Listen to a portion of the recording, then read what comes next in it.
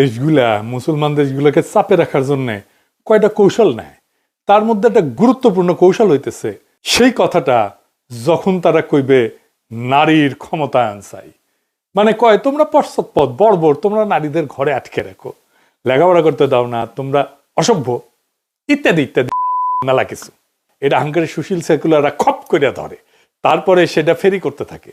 সে একই বয়ান, এই এক রামে রক্ষা নাই সুগ্রীব তার মিতা, এই বাঙ্গু বাম সুশীল সেকুলারদের নিয়ে আমরা পারি না, এর উপরে এসে চাইপা বসে বাঙ্গু নারীবাদীরা।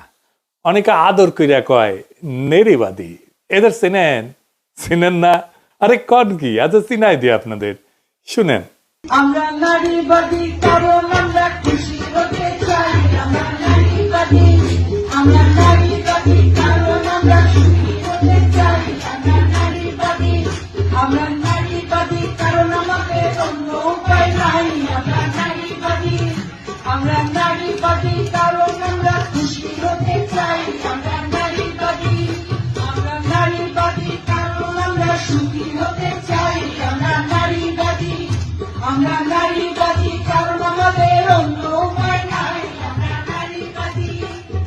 পুরুষতন্ত্র চাই না, শ্রেণীতন্ত্র চাই না, পুরুষতন্ত্র চাই না, শ্রেণীতন্ত্র চাই না, হিংসা ঘৃণা ছেড়ে আমরা ভালোবাসা চাই, আমরা নারীবাদী, আমরা নারীবাদী কারণ আমরা খুশি হতে চাই, আমরা নারীবাদী। দেখেছেন কি সুন্দর কি কয় তারা? তারা কয় তারা সুখী হইতে চায়, খুশি হইতে চায়, ভালোবাসা চায়, এই জন্যই তারা নারীবাদী। যাই হোক, পরে আসতেছি এই ইস্যুতে, মানে ভালোবাসা সুখী হওয়া এই ইস্যুতে আর কি। এইবার আসল প্রশ্ন, বাংলাদেশের নারীরা কি ক্ষমতায়িত না? পশ্চিমের চাইতে বেশি ক্ষমতায়িত। আমি কইতেছি না যে বাংলাদেশের নারীরা নিপীড়নের শিকার হয় না, আমি করছি ক্ষমতা মানে শুধু নিপীড়ন না থাকা না, ক্ষমতা মানে সিদ্ধান্ত নির্ধারণের সক্ষমতা। এটা পশ্চিমকে কইতে হবে মুখের উপরে, এটা না কইতে পারলে এরা পায়া বসবে। কেমনে বলবেন সেটা আলাপ করি, আসেন বুঝা দেখি। বাংলাদেশে নারীদের আলাদা করে ক্ষমতায়ন লাগে না, কারণ তারা এমনিতেই ক্ষমতাবান। এই কথাটা পশ্চিমের কানে অস্বস্তিকর শোনায়, কারণ পশ্চিম ক্ষমতা বুঝে এক ধরনের ভাষায়, আইন, রাষ্ট্র, চাকরি, ব্যক্তি স্বাতন্ত্র্য ইত্যাদি, ইন্ডিভিজুয়াল অটোনমি কয়। কিন্তু ক্ষমতা কোনো ইউনিভার্সাল একক না, মানে সারা দুনিয়ায় ক্ষমতা বিষয়টা একটা মাপকাঠি দিয়ে মাপা যায় না। ক্ষমতার অর্থ এক এক দেশে এক এক রকম, এক এক সভ্যতায় এক এক রকম। ক্ষমতা সভ্যতা অনুযায়ী আলাদা আলাদাভাবে প্রকাশিত হইয়া কাজ করে। বাংলাদেশের নারীদের ক্ষমতা প্রশ্নে আমি আপনাদের একটা উদাহরণ দিই। আমার ক্ষুদ্র ভাতাদের জিগাই, ঠান্ডা মাথায় উত্তর দিবেন। ভাইবা, আপনি কন্ত, আপনি যদি পৃথিবীতে একজন মানুষের কথা সত্যিই শোনেন, সে কে? কে বলেন তো? আপনার মা, তাই না? ঠিক তো। বাংলাদেশে এমন কোন পুরুষ আছে যে মায়ের কথা অমান্য করে? এই দেশ সংসদে চলে না, দেশ চলে ঘরের ভেতর থেকে, আর সেই ঘর চালায় মায়েরা। এটা কোনো আবেগের কথা না, এটা নস্টালজিয়া না, এটা আমাদের ডিএনএতে আছে। এইবার আসেন দেখি বুঝা ক্ষমতা কি আর কার হাতে সেটা বাংলাদেশে থাকে। বাংলাদেশের নারী মানেই পরিবারের সবচেয়ে শক্তিশালী পলিটিক্যাল ইউনিট। ওই যে একটা গান আছে না, মায়ের এক ধার দুধের দাম, কাটিয়া গায়ের চাম, পাপোশ বানাইলেও ঋণ শোধ হবে না। এই গান কোনোদিন লিখতে পারবে পশ্চিম? পারবে না। কেন? আমাদের সাধারণ মানুষ যেখানে শিল্পকর্ম করতে পারে সেখানে সে পরম মমতায় মায়ের দোয়া কথাটা লিখে দেয়। জানেন? জানেন না? উত্তর এইখানে, শুনেন। গোটা বিশ্বের সবগুলো আল্লাহর ওলি যদি একটা গ্লাসের পানিতে ফু দেয়, আর আপনার মা যদি আপনার মাথার মধ্যে হাত বুলিয়ে দেয়, আপনার মা যদি আপনার বুকে একটা ফু দিয়ে দেয়, সব পীর সাহেব একদিকে, মায়ের দোয়া আরেকদিকে। মায়ের দোয়া মুহূর্তে আবার আল্লাহর আরশে পৌঁছে যাবে। শুনেছেন? বাংলাদেশের মায়েরা প্রচন্ড ক্ষমতাবান, মায়েদের ইচ্ছাতেই বাংলাদেশ চলে।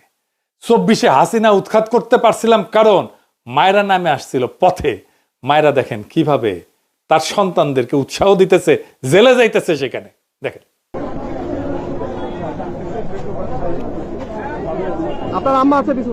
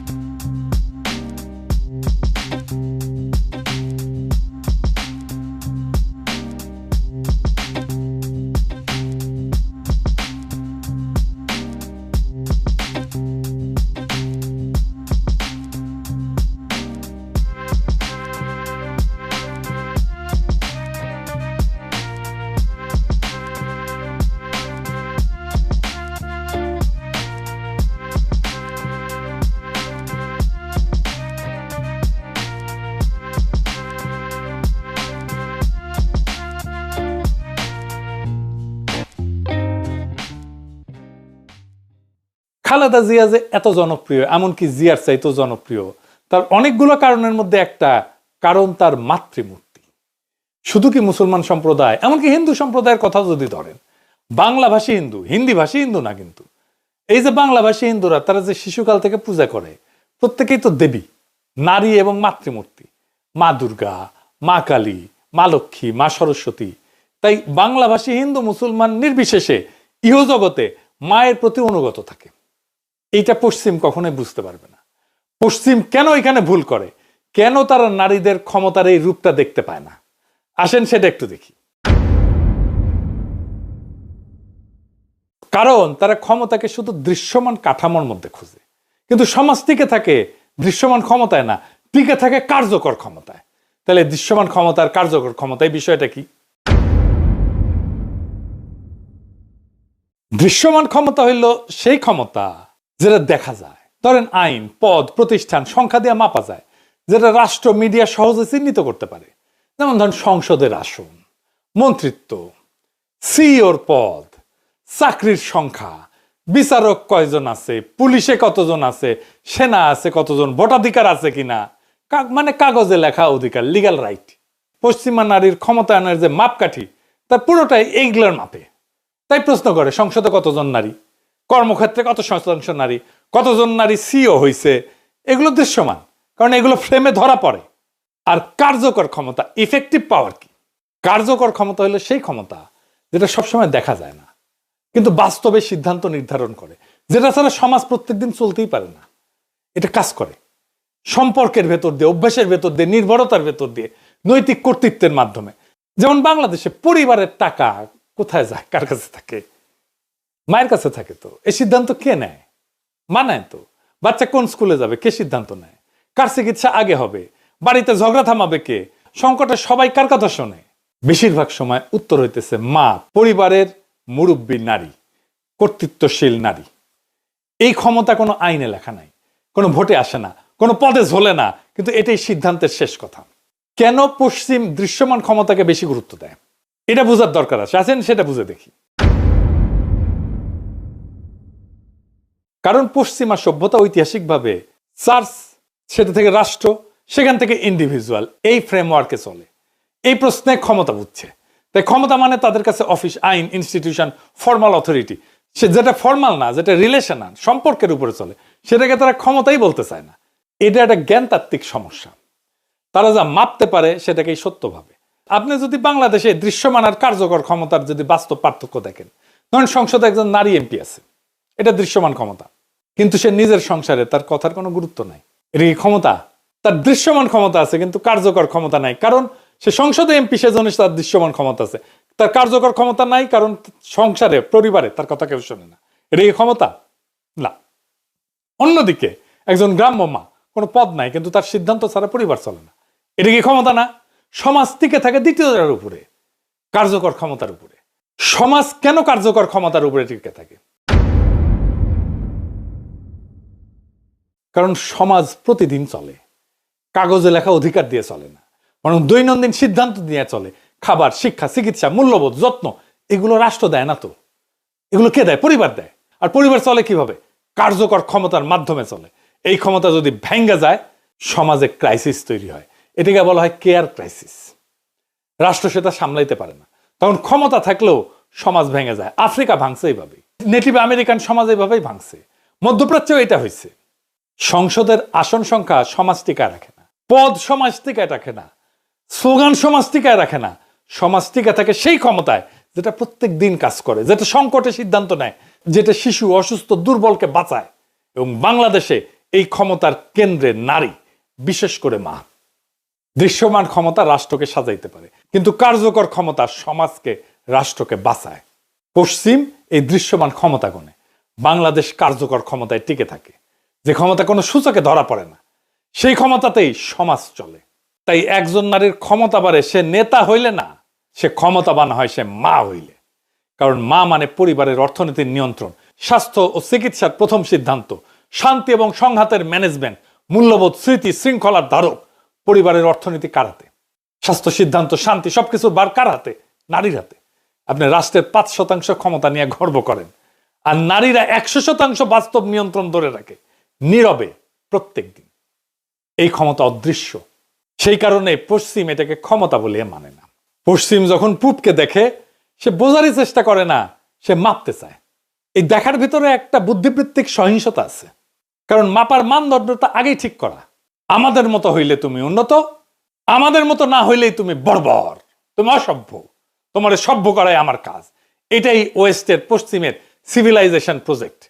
এই প্রজেক্টে পরিবার মানে নিপীড়নের কাঠামো, দমনমূলক প্রতিষ্ঠান, সম্পর্ক মানে পরনির্ভরতা, সন্তান হচ্ছে ঐচ্ছিক জীবনধারার পছন্দ, আমি চাইলে নিব না চাইলে নিব না, ইচ্ছাধীন। নারী মানে সম্পর্ক ছিন্ন এক একক ব্যক্তি, সামাজিক সম্পর্ক থেকে বিচ্ছিন্ন সত্তা। এই ফ্রেমে নারী তখনই ক্ষমতায়ন হয় যখন সে পরিবার থেকে আলাদা হয়। এই নারীবাদীরা বলে তারা সুখ চায়, ভালোবাসা চায়, আবার দেখান এইটা সে।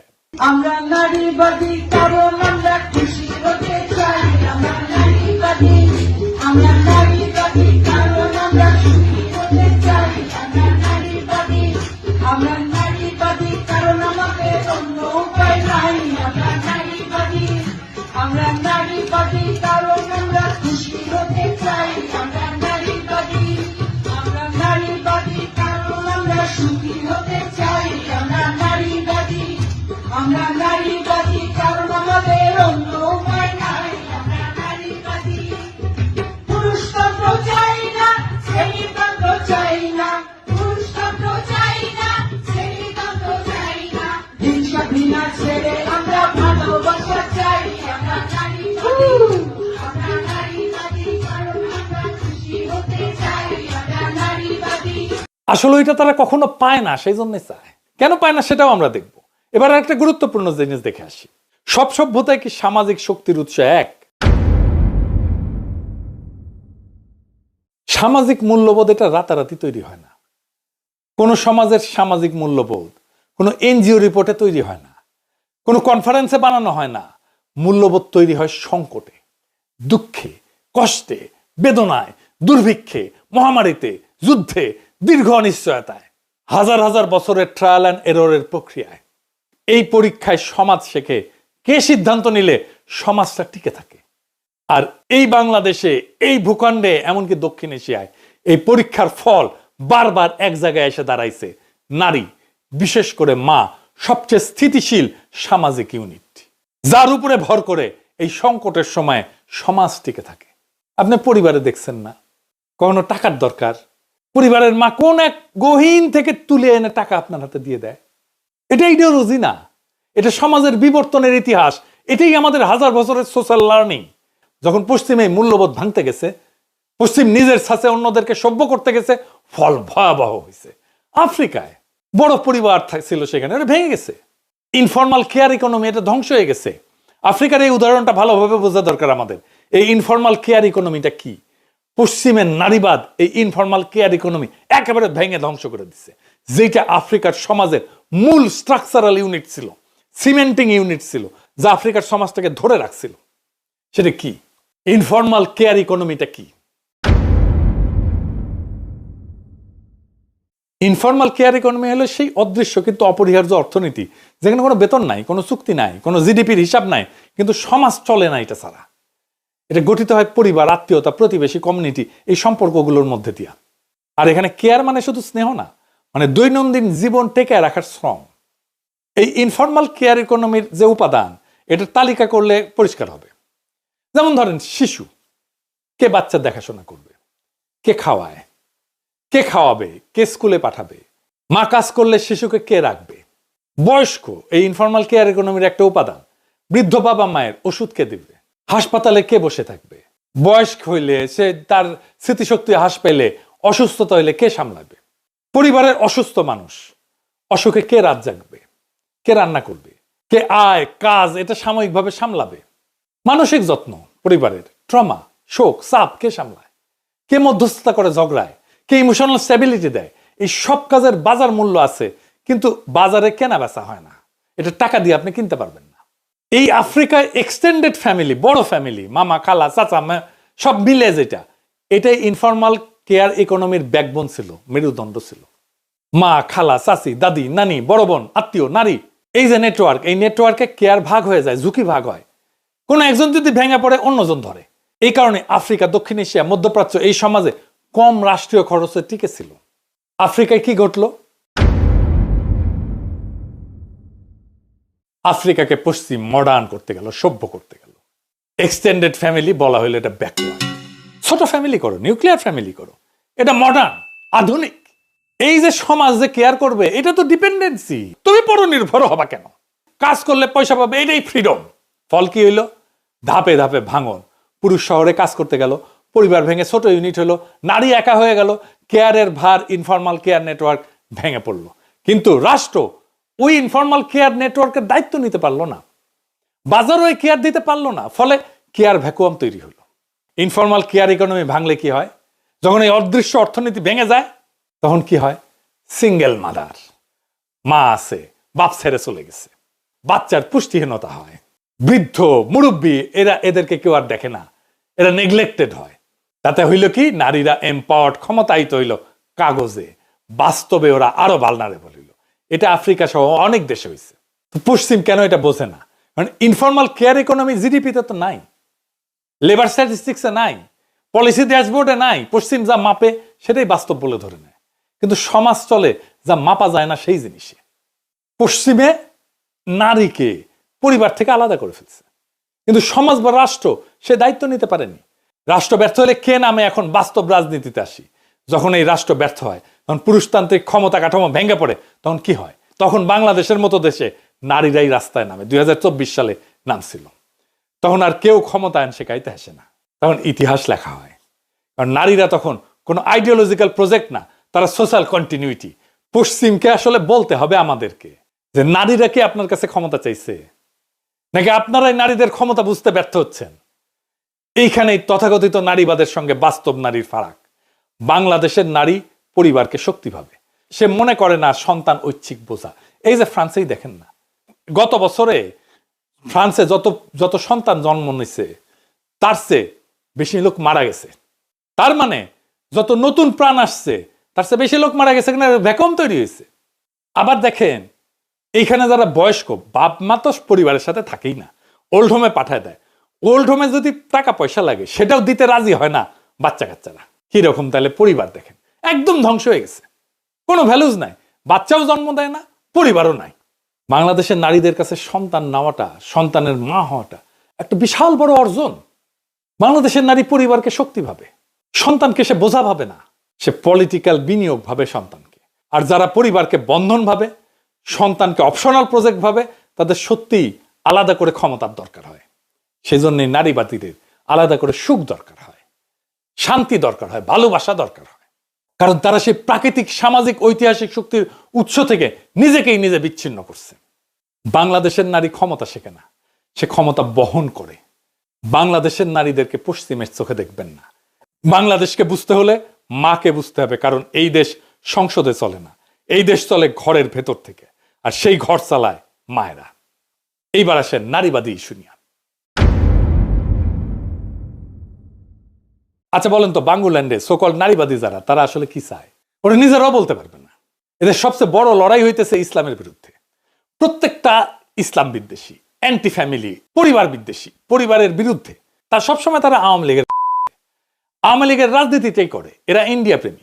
মুখে আওয়ামী লীগ বা হাসিনার কুসুম কুসুম সমালোচনা করলেও ট্রু অ্যান্টি ইন্ডিয়ানদের ব্যাপারে খড়গহস্ত। দেখবেন, হিসাব করে দেখবেন, এখন তারা পুরাই বিএনপির সাপোর্টার হয়ে গেছে। পশ্চিমে যেহেতু নারীবাদের জয় জয়কার, তারা পশ্চিমের অ্যাটেনশন পায়। কেন জয় জয়কার সেটা একটু পরে ব্যাখ্যা করব। আর এই শক্তি পায়া তারা 2.5 জন বা 3.5 জন যাই হোক, বাংলাদেশের 18 কোটি সাধারণ মুসলমানদের দাবড়াইতে থাকে, আর আমরাও দাবরানি খেতে থাকি। এই দাবরানি খাওয়া চলবে না। সামনে দাঁড়ায় বলতে হবে, তোমরা যা বলতেছো সেটা মিথ্যা, তোমরা যা বলতেছো সেটা সমাজকে ধ্বংস করবে, তোমরা যা বলতেছো সেটা পরিবারকে ধ্বংস করবে। আমরা বাংলাদেশের সমাজ আর পরিবারদেরকে তোমাদের হাত থেকে রক্ষা করব। একটা জিনিস আপনাদের নজরে আনি, এইটা আমার বয়সী যারা তারা বুঝতে পারবে। আমাদের মায়েদের তো চাকরি করতে হইতো না 70-এর দশকে। করছে? আপনার মা চাকরি করছে? কারো হয়তো করছে, তো বেশিরভাগেরই আমাদের মায়েদের চাকরি করতে হতো না। একটা আয়ের সংসার চলতো না। আজ 2 জন চাকরি না করলে সংসার চলে না। তো এটা কি নারীর মুক্তি নাকি সিস্টেমের চাহিদা? সত্যিটা হইলো, আগে এক আয়ের সংসার আসলে এক আয়ের ছিল না, আরেকটা আয় ছিল, মায়ের আনপেইড লেবার ছিল, বাচ্চা পালন, বয়স্কদের দেখাশোনা, ঘর চালানো সবই অর্থনীতির বাইরে, কিন্তু বাস্তবে উৎপাদনশীল। এরপরে কি হইল? রাষ্ট্র ধীরে ধীরে সরে গেল। আমার তো পড়তে টাকা লাগে নাই, বরং রাষ্ট্র টাকা দিচ্ছে স্কলারশিপ হিসাবে, ফ্রি তো পড়াইছেই। মেডিকেল কলেজে আমার মাসে খরচ হইতো 800 টাকা। প্রথম দিকে, শুরুর দিকে আমি স্কলারশিপ পাইতাম সম্ভবত 200 টাকা মাসে, মানে আমার বাসা থেকে টাকা নিতে হইতো 600 টাকা। এখন শিক্ষা প্রাইভেট, স্বাস্থ্য আউট অফ পকেট, কেয়ার মার্কেটের পণ্য, এক আয় সংসার চালানো অসম্ভব হয়ে গেল। এখন বাপও অফিসে যায়, মাও অফিসে যায়, আর বাচ্চাকে ডে কেয়ারে দিয়ে আসে, আর ডে কেয়ারে পয়সা দেয়। বাহ, কি মজা! মা আগে বাচ্চাকে পড়াইতো, এখন টিচার রাখে, টিচাররে পয়সা দেয়। এখানে ক্যাপিটালিজমের সমস্যা। ওদের দরকার আরো ওয়ার্কার, আরো ট্যাক্স পেয়ার, আরো কনজিউমার। সমাধান কি? সমাধান হইতেছে নারীদেরকে পূর্ণকালীন সাম্রাজ্যে আনা। নারীবাদ এটার গ্রাউন্ড তৈরি করে। যেই নারীবাদ বলে ঘরের কাজ হচ্ছে দমন, অপ্রেশন, শোষণ, বাজারের কাজ ফ্রিডম। ফলাফল কি? নারী এখন বাইরে চাকরি করে, ঘরের ভিতরেও কাজ করে। কাজ কমেনি, মালিক বদলাইছে, কাজ বাড়ছে। ক্যাপিটালিজম পাইলো আরো শ্রম, আরো ভোগ, আরো কনজিউমার, আরো ট্যাক্স। রাষ্ট্র পাইলো দায়িত্ব কমানোর সুযোগ, আর নারী পাইলো burn out, anxiety, double burden. এবার শোনেন পশ্চিমা নারীরা কি বলতেছে এই নারীবাদ নিয়ে। তারা কি পাইছে আর কি হারাইছে শুনেন। Feminism sold us the biggest scam of our generation. They told us we were empowered. But what did we actually get? Burnout, debt, stress, a double life where we work like men and still carry the entire home on our backs. And here's the truth nobody's talking about. Feminism didn't set women free. It trapped us in a masculine system that we were never designed for. They told us to compete with men, to lead like men, to talk, think, act like men, and now we're exhausted, we're disconnected, resentful, and wondering why nothing feels right. We don't need more feminism. We need to reclaim the femininity that was stolen from us, because that's where a woman's real power has always been. In softness, in harmony, emotional intelligence, intuition, influence, not in becoming a copy of the men we were created to complement. If you want to break free from this conditioning and learn how to step back into your feminine design, the design that brings peace, love, protection, and real freedom, that's exactly what I teach inside the Feminine Reset. তাই প্রশ্নটা নারীবাদ বনাম পরিবার না। প্রশ্নটা হইল কে কেয়ারের খরচ বহন করবে? যে কেয়ারের বাহন, যে কেয়ার ইকোনমি চালায় একজন মা, একজন নারী। আগে পরিবার করত, এখন কেউ করে না। দুইজনে এখন চাকরি না করলে সংসার চলে না। এটা মুক্তির কোনো গল্প না, এটা একটা সিস্টেমের স্বীকারোক্তি। এখন এটার সমাধান কি? বাংলাদেশের সামনে আজ আসল প্রশ্ন এটা না যে নারীরা চাকরি করবে কি করবে না, বা কে নিজেকে কি নামে ডাকবে। আসল প্রশ্নটা হলো একটা সমাজ কিভাবে কেয়ার বহন করবে, এই ইনফর্মাল কেয়ার ইকোনমির ব্যয়টাকে কিভাবে বহন করবে, এটা কিভাবে চালাবে। কে শিশু, অসুস্থ, বৃদ্ধ, দুর্বলকে আগলায় রাখবে, কে দৈনন্দিন জীবনে বোঝা বহন করবে। পশ্চিম এই প্রশ্নের উত্তর দিছে বাজার দিয়া। রাষ্ট্র পিছাই গেছে, পরিবার ভাঙছে, নারী একা পড়ে গেছে। বাংলাদেশ এই ভুলের পুনরাবৃত্তি করবে না। এটাই আমাদের ভবিষ্যৎ সিদ্ধান্ত হবে। আমাদের পথ কোনো এনজিও রিপোর্টে লেখা নাই। এই পথ লেখা আছে আমাদের ইতিহাসে, আমাদের সামাজিক স্মৃতিতে, আমাদের মায়ের হাতে। এই ভবিষ্যতে পরিবার কোনো দমনমূলক কাঠামো হবে না। মাতৃত্ব শুধু আবেগ হবে না, জাতীয় সম্পদ হবে। নারীর ক্ষমতা মাপা হবে পদে না, সিদ্ধান্তের কর্তৃত্বে। রাষ্ট্র নারীর উপরে কেয়ার চাপাবে না, কেয়ারের দায়িত্ব ভাগ করবে। এটাই যত্নকেন্দ্রিক সার্বভৌমত্ব, যেখানে রাষ্ট্র, পরিবার আর সমাজ একে অন্যের বিকল্প না, পরিপূরক। এখানে নারীকে ক্ষমতাবান হইতে হলে পরিবার ছাড়তে হবে না, পরিবারকেও নারীর শ্রম শুষে নিতে হবে না, আর রাষ্ট্র নিজের ব্যর্থতা ঢাকতে নৈতিক স্লোগান ব্যবহার করবে না। পশ্চিম নারীকে বলছে একলা হও, তাহলেই স্বাধীন।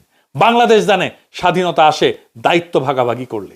তাই আমাদের ভবিষ্যৎ কোনো আমদানিকৃত নারীবাদ না, আমাদের ভবিষ্যৎ আমাদের নিজেদের সামাজিক বুদ্ধিমত্তায়। বাংলাদেশের নারী ক্ষমতা শিখবে না, সে ক্ষমতার নেতৃত্ব দেবে। কারণ যেই দেশ কেয়ার বোঝে, যত্ন বোঝে, ইনফর্মাল কেয়ার ইকোনমি বোঝে, সেই দেশকে আর কেউ সভ্যতা শিখাইতে পারে না। আমরা অন্য কারো কাছ থেকে সভ্যতা শিখবো না। আমরা জানি সভ্যতা কি, আমরাই আমাদের সভ্যতার নির্মাতা।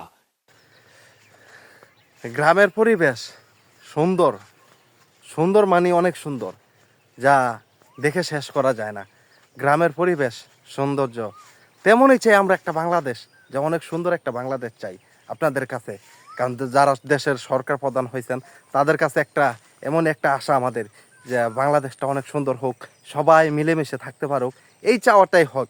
কারণ অনেকে অনেক ধরনের কথা বলতে পারে, অনেকে অনেক ধরনের অনেক কিছুই ষড়যন্ত্র করতে পারে, কিন্তু আমি আমি একটা কথাই বলি যে এই প্রতীক্ষা না রেখে আমরা সবাই ভাই ভাই সবাই এখানে মিলেমিশে কাজ করি এবং সবাই মিলেমিশে দেশটাকে সুন্দর করি। আমরা এই জিনিসটাই বাংলাদেশে আশা করি। কারণ বাংলাদেশের মানুষ চায় একটু স্বাধীনভাবে সুন্দরভাবে দেশে সবাই চলাফেরা করুক এবং দেশটাকে সুন্দরভাবে সামনের দিকে এগিয়ে নিক। এই জিনিসটাই তো সবার কাছে একটা জিনিসই চাওয়া, যে আমাদের দেশটা যত ভালো হয়, সুন্দর হয় এবং মানুষে সবাই একসাথে চলাফেরা করতে পারে। আর দেখেন পরিবেশটা কি সুন্দর, নীরব সুন্দর, যে পরিবেশে হাঁটলে আপনি ফ্রেশ আবহাওয়া হাঁটলে আপনার ফ্রেশটা এমনি মানে সব কিছুই সুন্দর থাকবে। এবং আপনি সুন্দর আবহাওয়া যখন নিঃশ্বাসটা নিবেন, এই প্রাকৃতিক সবুজ মাঠে নিঃশ্বাসটা যখন নিবেন, আপনার মনটা জুড়াইয়া যাবে। আবহাওয়াটা এত সুন্দর, কারণ এখানে ফ্রেশ আবহাওয়া, এখানে কোনো ভেজাল কিছু পাইবেন না। এখানে যা কিছু পাইবেন সুন্দর আবহাওয়া পরিবেশে, এত সুন্দর একটা মানে জিনিস যে নীরবতা, কিন্তু এই নীরবতার ভিতরেও সুন্দর একটা নিঃশ্বাস নেওয়া যায়। তো এই বাংলাদেশটা এইভাবে সবাই সাজানো গুছানো চায়, যে সুন্দর একটা যেখানে সুন্দরভাবে নিঃশ্বাস নিতে পারবে, ভালোভাবে নিঃশ্বাস নিতে পারবে এবং এই দেশের আবহাওয়াগুলা মতন যাতে মানুষগুলা চলাফেরা করতে পারে। এই যে দেখেন মুক্ত আবহাওয়া, এরকমই মানুষ চায় যে মুক্ত আবহাওয়া পরিবেশে মানুষ সুন্দরভাবে যাতে দেশে বসবাস করতে পারে। এই জিনিসটাই তো সবার কাছে আশা, যে সাধারণ মানুষের দেশের প্রধানের কাছে কিন্তু এই জিনিসটাই একটা আশা। তা যাই হোক, সবাই ভালো থাকবেন, সবার জন্য দোয়া রইল, শুভকামনা রইল।